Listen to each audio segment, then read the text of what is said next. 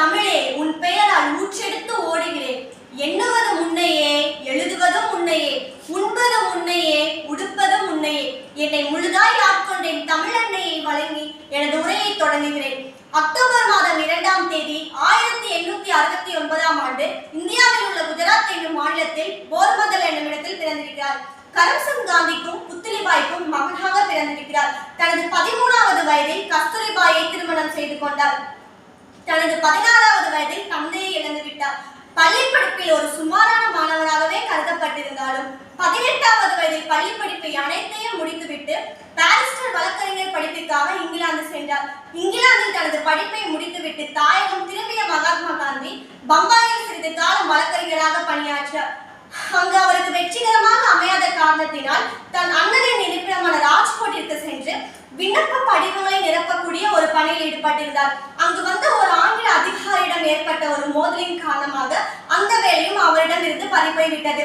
பின்னாளில் தென்னிந்திய நிறுவனம் ஒன்றின் உதவியால் தென்னாப்பிரிக்காவிற்கு சென்று வேலை செய்யக்கூடிய ஒரு வாய்ப்பு கிடைத்தது. அந்த வாய்ப்பினை பயன்படுத்திக் கொள்ளாமல் என திட்டமிட்டார் மகாத்மா காந்தி. இச்சமயம் தென்னாப்பிரிக்காவில் நிறவெறியும் இன பாகுபாடும் மேலோங்கி காணப்பட்டிருந்தது. தன்னை பற்றி மட்டும் தன் குடும்பத்தை பற்றி மட்டும் நினைத்து வாழ்ந்து கொண்டிருந்தார் மகாத்மா காந்தி.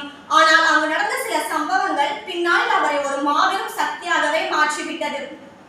தென்னாப்பிரிக்காவிற்கு செல்வதற்காக ரயிலில் முதல் வகுப்பு பெட்டியில் பயணம் செய்து கொண்டிருந்தார். அங்கு வந்த ஒரு ஆங்கில அதிகாரி இவர் ஒரு வெள்ளையர் இல்லை என்ற ஒரு காரணத்தினால் அன்று ரயில் நிலையத்திலிருந்து தூக்கி எறியப்பட்டார். அந்த நிகழ்வு அவருடைய மனதில் மிகப்பெரிய ஒரு தாக்கத்தை ஏற்படுத்திவிட்டது. 1927ஆம் ஆண்டு காங்கிரஸ் கட்சியின் தலைவராக பதவியேற்றார். காங்கிரஸ் கட்சி பல்வேறு மாற்றங்களை ஏற்படுத்தினார். அறவழி போராட்டம், சுதேசி போன்ற கொள்கைகளை அனைத்தையும் முன்வைத்திருந்தார். 1930ஆம் ஆண்டு பிரிட்டிஷ் அரசு இந்தியாவில் உள்ள இந்தியர்களால் தயாரிக்கப்பட்ட உப்பின் மீது வரி செலுத்தப்பட்டது. தன் நாட்டில் தன் சொந்த நாட்டில் விளைந்த பொருட்களுக்கு நான் எதற்கு அந்நியருக்கு வரி கொடுக்க வேண்டும் என்று அதை எதிர்த்து கேள்வி கேட்டார். அவருடைய கேள்வியானது அன்று நிராகரிக்கப்பட்டது. அதற்கு எதிராகத்தான் அகமதாபாத்திலிருந்து தண்டியை நோக்கி சுமார் 240 மைல் தூரத்தில் நடப்பயணம் மேற்கொண்டு அங்குள்ள கடற்கரையில் இருக்கக்கூடிய உப்பை எடுத்து காய்ச்சி அனைத்து மக்களுக்கும் விநியோகம் செய்திருந்தார்.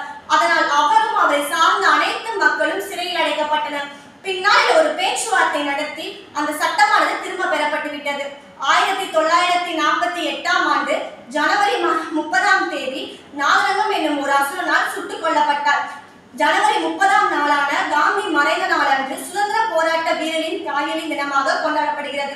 தியாகிகளுக்கு தலைமையேற்று வகித்த மகாத்மா காந்தியை பற்றி பேச இந்த 5 மணித்துளிகள் அல்ல, ஒரு நாள் ஆனாலும் எனக்கு போதாது. ஆகையால் எனது உரையை முடித்துக் கொண்டு 77வது சுதந்திர உரைவீச்சு போட்டியில் கலந்து கொள்ள வாய்ப்பளித்த சுதந்திர